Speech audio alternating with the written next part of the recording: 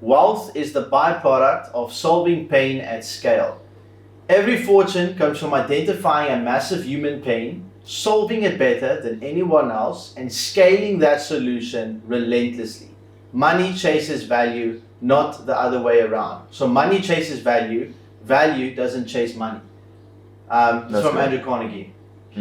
I like that, it makes sense. Wealth is the byproduct of solving pain at scale. And what did Elon say? You will get paid in direct proportion to the difficulty of problems you solve. And he's trying to make human species multi-planetary. Is that the word? Yeah. So he's trying to put humans on different planets. Like, that is a pretty hard problem. Therefore, he's the richest man in the world, right? So if you can go to big problems, obviously it's going to be harder, but you're also going to get paid more. And you're going to attract better talent. This is a big thing, right?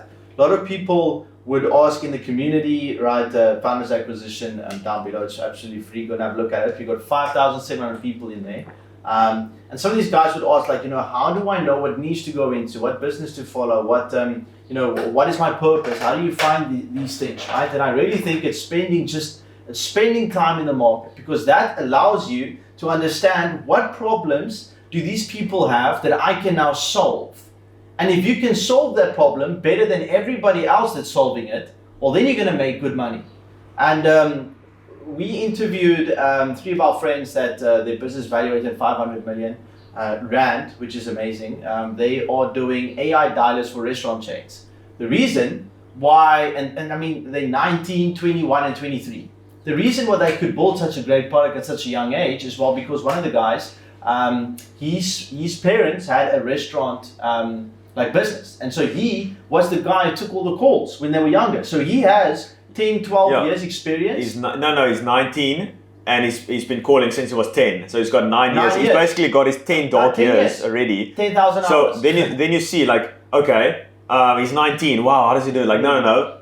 He started when he was 10. So he's got his 10 years in. Like, if you're just watching this video, it's like for maybe a year, you're like, why am I not successful? Yeah. Like, 1 year is absolutely nothing. Even if you're 26, and if it's not that you're 26 and he's 19, he's been doing it for 10 years. Yeah. Like Iman Gaji is a good example. His entrepreneurial age is now. Yeah, his entrepreneurial age. Iman started when he was 14, he's 24 now.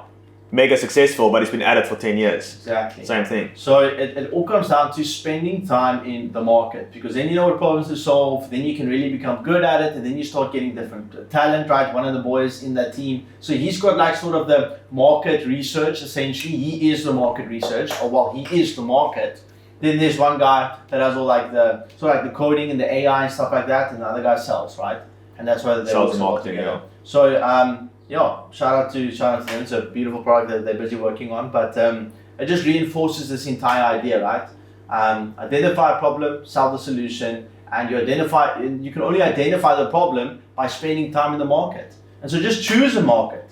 It will change. It's inevitable, right? They got into YC, and they said I don't know how many times I said that the companies pivot or whatever, but like usually people come in with great ideas, and they pivot like a couple of times. 3 times, I think. Before they get into a great product, a great niche, a great service, whatever, before their offer is good. So it takes time. Here's a perfect analogy to explain this. So essentially, let's say you are stuck between, I don't know what business to pursue, I don't know what niche to get into, I don't know what service to offer, or whatever, insert question here, like you don't know what to do, right? It's like driving a car, okay? You are now in this car, and you see a fork in the road. It's like 2 paths you can take. It's like, okay, should I choose this niche or should I choose this niche? It's 2 roads, okay? Now there's 2 people. The one person just drives down the one road. They're like, okay, let's try this niche. They go down that road. It's like, okay, that's a dead end. They turn around and go to the other road. The second person, the one who just like procrastinates and doesn't, I don't know which niche to choose. Basically what he does is he just sits in that car and looks at the 2 roads. He just sits there. I don't know what niche to choose. While the other person drives down one, it's like, okay, let's just try this one. He drives down that one, tries that niche, doesn't work, goes back and turns to the other one, okay? But the other person just sits there and like does research on which one to choose. Just go and try one for at least a couple months, try your best, and then if that doesn't work, choose a different niche. It's just trying and testing and failing. Don't sit there and ruminate like, I don't know, like you just sit there. Like it's literally just like you sitting in the car and doing nothing.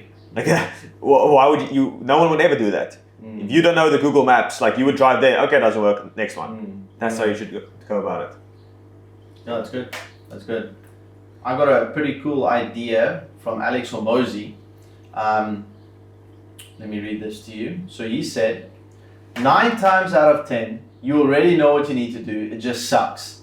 But rather than enduring that discomfort, we convince ourselves there's something else worth doing when there isn't, right? It's like this idea of pain avoidance. And the reason why I think this is valuable is, 9 out of 10 times we already know what we need to do, but it just sucks. And so the idea that I think that would really drive your passion and your purpose, or if you know you're in the right domain, is if the thing that you need to do doesn't suck as much as the previous job, well then you're probably doing very well, right? Like even the things that I know I need to do right now, which sucks, is infinitely easier and better to suffer for than my previous job that I did, which I knew I needed to do, which I hated, right? So the suffering, I'm still suffering, but the payout is so much higher with the current stuff that I'm working on. And therefore it feels much more effortless. And like that's the beauty of working on stuff that you want to work on. It's like the suffering doesn't even really feel that bad.